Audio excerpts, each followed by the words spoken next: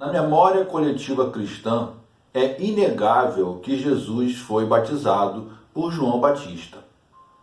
Isso é reforçado diariamente por meio da leitura do Novo Testamento, por meio das pregações ouvidas nas igrejas, por meio do cinema, por meio das representações teatrais da vida de Jesus. No entanto, a documentação cristã, canônica e extra-canônica, nos contam outra história. Olá, eu sou Lair Amaro, eu sou doutor em História. Eu pesquiso a história das experiências religiosas, mais especificamente dos cristianismos originários e dos espiritismos. Hoje eu quero iniciar uma série de vídeos intitulada Oralidade e Memória, porque é basicamente o que eu mais pesquiso desde o meu mestrado. A minha pesquisa sobre oralidade e memória aplicada aos cristianismos originários rendeu inclusive um livro. Quem vos ouve, ouve a mim. Oralidade e memória nos cristianismos originários, que é o meu trabalho de mestrado, que foi então publicado pela editora Cliné. No meu doutorado, eu prossegui nessa pesquisa sobre oralidade e memória em diálogo com os cristianismos originários e acrescentei o Evangelho de Tomé para um entendimento mais amplo de como funcionou a memória na elaboração, na escrita dos evangelhos e também na disseminação da mensagem de Jesus por seus seguidores depois que ele morreu. Portanto, eu tenho muito a dizer sobre esse encontro entre os estudos sobre oralidade, os estudos sobre memórias e, evidentemente, a busca do Jesus histórico, ou ainda mais que isso, a formação das primeiras comunidades de crenças cristãs que irão produzir seus evangelhos, outras não, mas que configurarão o cristianismo ou os cristianismos. Antes de eu começar o tema do vídeo de hoje, dessa série sobre oralidade e memória, o vídeo de hoje sobre o batismo de Jesus por João, ou Batista, foi a minha primeira comunicação pública, minha primeira apresentação em um congresso de história, em outubro de 2007, na Universidade Federal do Rio de Janeiro, em que eu apresentei o tema de hoje ao lado do então meu orientador, o professor André Leonardo Chevitarese, que me orientou na minha graduação, no meu mestrado e no meu doutorado, e até hoje nós temos mantido contatos e ele ainda me explica, me orienta, me indica leituras, inclusive me aponta caminhos para pesquisa e reflexão. Então, esse vídeo de hoje, eu não podia esperar até outubro de 2021 para fazer um vídeo comemorativo dos meus 14 anos de estudo sobre o Jesus histórico, ou 14 anos da minha primeira fala pública num congresso. Não, vou falar agora, hoje mesmo, e se você estiver vendo esse vídeo em outubro, então você vai coincidir de você estar vendo então os meus 14 anos de... 14 anos, fiz a conta certa? 2007, 21, 14 anos de pesquisa e apresentação da minha primeira fala pública, mas fica aí esse registro de que foi em 2007 que eu fiz essa fala para um público acadêmico e hoje eu estou aqui retomando essa fala. Evidentemente que em 2007 eu não tinha ainda uma leitura em torno de memória e oralidade, mas valeu, foi legal, destravou os medos de falar para público, e hoje eu volto a esse assunto, mas já considerando toda a minha bagagem em torno dessas discussões em torno de memória e oralidade. Pois bem, vamos lá ao que interessa. Uma das certezas que a historiografia tem em torno da carreira pública de Jesus de Nazaré foi a de que ele aceitou ser batizado por João Batista, João o Batizador. A outra certeza que advém dessa é que o batismo de Jesus por João se tornou uma memória constrangedora para as comunidades de crenças cristãs originárias. Deixa aqui eu abrir um parênteses, antes que eu me esqueça de falar aqui, para mim também um ponto fundamental, e até pretendo gravar um vídeo onde eu poderei trabalhar isso com mais cuidado, com mais aprofundamento, dentro dos limites de um vídeo de YouTube. Os evangelhos canônicos e não canônicos, e se você já viu meu outro vídeo sobre a autoridade de Pedro, e lá nesse vídeo eu explico por que eu entendo que a documentação canônica e a não canônica têm o mesmo nível de importância, mas volta para cá, se você não viu, veja. Para mim, a documentação canônica e não canônica, os evangelhos, o material cristão dos séculos 1, 2, 3, eles são o repositório escrito de memórias, debates sobre memórias e recepção dessas memórias. Os evangelhos e todo esse material cristão, as cartas paulinas, as cartas pseudo-paulinas, todo esse material, ele não é exatamente história, no sentido moderno do termo. Esse material, ele é apologia da fé, é defesa da crença daquelas pessoas sobre quem Jesus de Nazaré representava para elas, e, portanto, e mais que isso, são memórias transportadas oralmente, na comunicação diária, na comunicação verbal, e à medida em que essa documentação ela se configura como apologia da fé e não um documento estritamente histórico, a apologia da fé alimentada pela memória. E quando eu trabalho com memória, como é o caso do meu livro, que é o meu mestrado, o meu doutorado e outros artigos que eu escrevi e publiquei, como se trata de memória, memória não é apenas lembrar, memória também é esquecer. E o lembrar e o esquecer, no campo dos estudos sobre memória, não é não são atos simplesmente de lembrei e esqueci, mas são atos de lembrar o que se quer lembrar e esquecer o que se quer esquecer. E à medida que você quer lembrar isso e esquecer aquilo, entra em ação uma série de estratégias, de recursos para que se exalte o que se quer ser lembrado e se coloque no esquecimento o que se quer que não seja lembrado. E, desta forma, o material neotestamentário e o material cristão que ficou de fora do Novo Testamento é tudo para mim o que?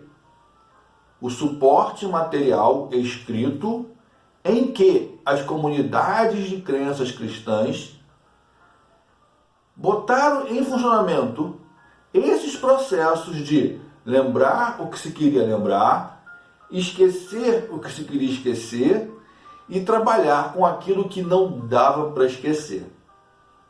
Como é o caso, portanto, do constrangimento ou da memória constrangedora que era a lembrança de que Jesus foi batizado. Todavia, não dava para simplesmente deixar de lado esta memória. Por que não dava? Porque os cristãos batizavam. No próximo vídeo, neste vídeo, eu vou discutir se Jesus foi batizado por João Batista e como esse batizado de Jesus foi uma memória constrangedora. No próximo vídeo, dentro desse esquema de memória e oralidade, eu quero trazer discussões sobre se Jesus batizava. E é justamente isso. O fato de Jesus batizar, e eu acabei dando um spoiler do próximo vídeo, mas o fato de Jesus batizar mostra que o batismo enquanto um ritual e um rito de passagem era uma das práticas centrais da condição cristã. De maneira que não dava para simplesmente deixar de mencionar que Jesus foi batizado.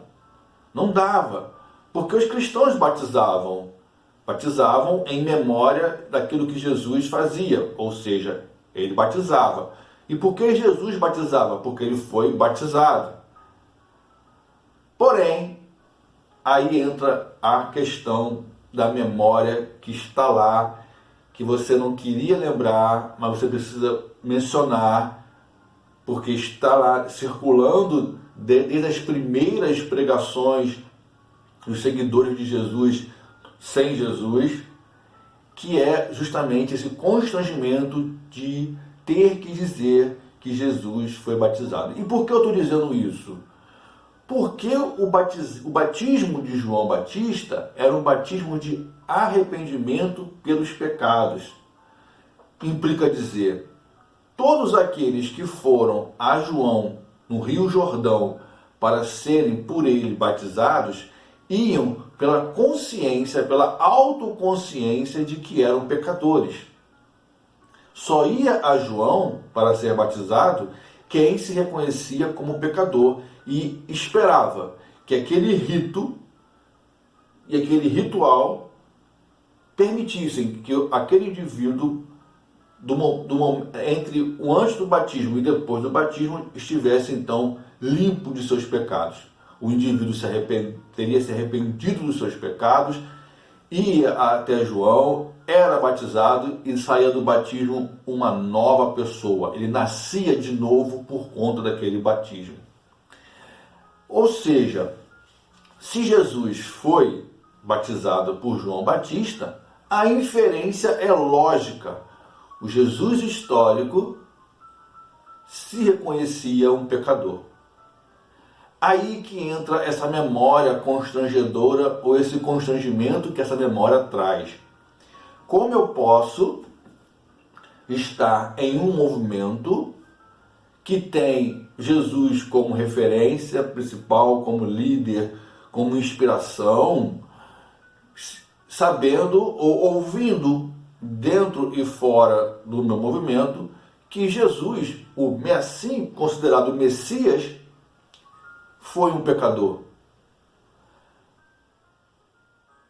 E aí isso precisa ser então equacionado pelas comunidades cristãs no seu fazer diário e um texto que vai ser escrito e que vai ser usado como fonte, como base, como referência de fé, ou apologia da fé, ou memória daqueles dias, a memória dos dias em que Jesus esteve entre eles.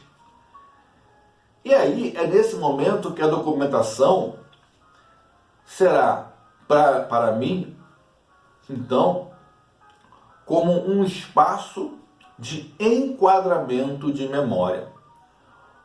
Esse termo, enquadramento de memória, eu pego emprestado do Michel Pollack, um sociólogo que trabalha com memória e que foi muito útil na minha pesquisa.